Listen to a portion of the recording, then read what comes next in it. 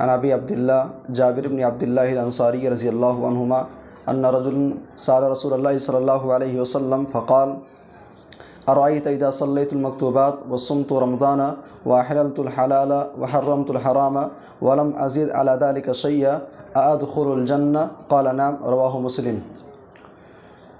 معزز سامعین کرام، اربعین نبوی سے یہ حدیث نمبر 22 آپ کے سامنے پڑھی گئی ہے۔ حدیث کے راوی ابو عبداللہ جابر بن عبداللہ الانصاری رضی اللہ عنہ کہتے ہیں ان رجلا سأل رسول اللہ صلی اللہ علیہ وسلم، ایک آدمی اللہ کے نبی صلی اللہ علیہ وسلم کے پاس آ کر کے سوال کرتا ہے۔ وہ سوال کرنے والے کون تھے؟ ایک صحابی تھے جن کا نام تھا نعمان بن قوقل۔ اللہ کے نبی کے پاس آ کر کے سوال کرتے ہیں، کہتے ہیں اللہ کے نبی صلی اللہ علیہ وسلم ارأیت اذا صلیت المکتوبات، آپ کا کیا خیال ہے کہ اگر میں مکتوبات کو ادا کروں، یعنی 24 گھنٹے میں جو 5 وقت کی نمازیں ہیں، اگر 5 وقت کی نمازیں میں پابندی کے ساتھ پڑھ لوں، ارأیت اذا صلیت المکتوبات، میں نمازوں کی پابندی کرنے والا بن جاؤں، وصمت رمضان، میں رمضان کے روزے بھی رکھوں، وحللت الحلال، اللہ تعالیٰ نے جس کو حلال قرار دیا ہے اس کو میں حلال جانوں، وحرمت الحرام، اور اللہ نے جس کو حرام کر دیا ہے میں اس کو حرام جانوں، اس کو اور اس حرام خوری سے، حرام کاری سے اپنے آپ کو بچاؤں۔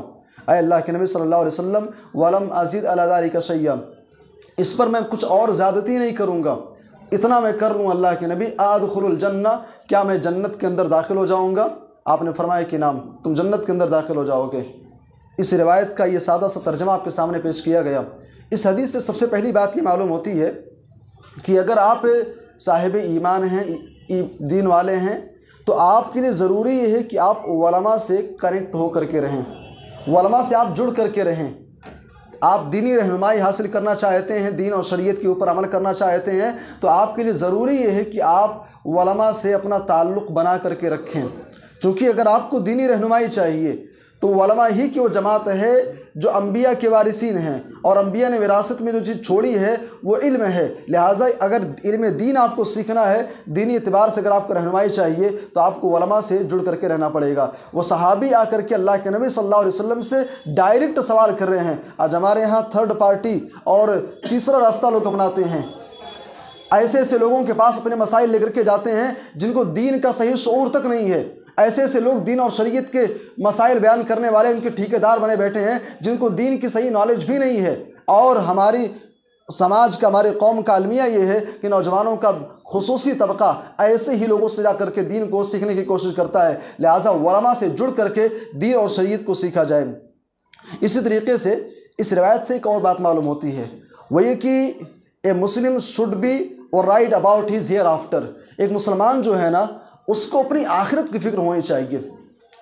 انسان جو ہے نا، صحابی رسول اللہ کے نبی سے آ کر کے سوال کر رہے ہیں، اور سوال کیا کر رہے ہیں بھائی؟ دنیا کے لیے نہیں کر رہے ہیں۔ اے اللہ کے نبی، مال کیسے کمایا جائے، تجارت کیسے کیا جائے، بزنس کیسے ہو، سماج کے اندر کیسے رہا جائے، یہ سوال نہیں ہے۔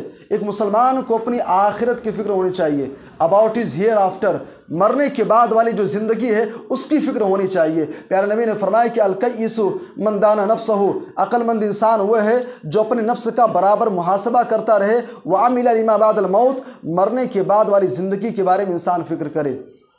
اس روایت سے جہاں بہت ساری چیزیں معلوم ہوتی ہیں، ایک بات یہ بھی معلوم ہوتی ہے، ایک مسلمان کا جو مین مقصد ہو، جو مین ٹارگٹ ہو، وہ جنت کی حصول یابی ہو۔ دین پر عمل کرتے ہوئے، شریعت پر عمل کرتے ہوئے وہ صحابی رسول اللہ کے نبی سے آ کر کے سوال کر رہے ہیں، اگر میں یہ کام کر لوں اے اللہ کے نبی، کیا میں جنت کے اندر داخل ہو جاؤں گا؟ پیارے نبی نے فرمایا کہ ہاں، اگر نمازوں کی پابندی ہو رہی ہے، رمضان کے روزے رکھ رہے ہو، حلال اختیار کر رہے ہو، حرام خوری سے بچ رہے ہو، تو یہ اعمال ایسے ہیں جو تم کو جنت الفردوس کے اندر انشاءاللہ جگہ دلائیں گے۔ اللہ ہم سب کو جنتیوں والے اعمال کرنے کی توفیق عطا فرمائے، آمین، تقبل یا رب العالمین۔